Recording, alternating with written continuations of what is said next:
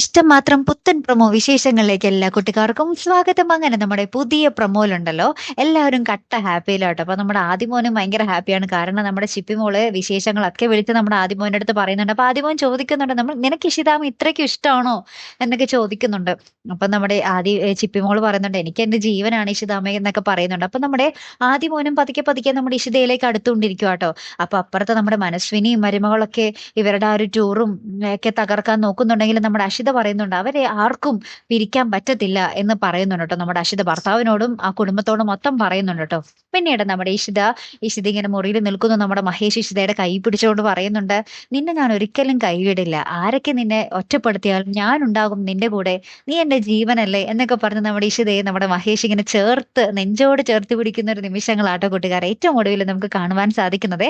കാത്തിരുന്ന് തന്നെ കാണാം അല്ലെ. അപ്പൊ അടുത്തൊരു വീഡിയോയുമായി വരുന്നത് വരയ്ക്കും ഗുഡ് ബൈ.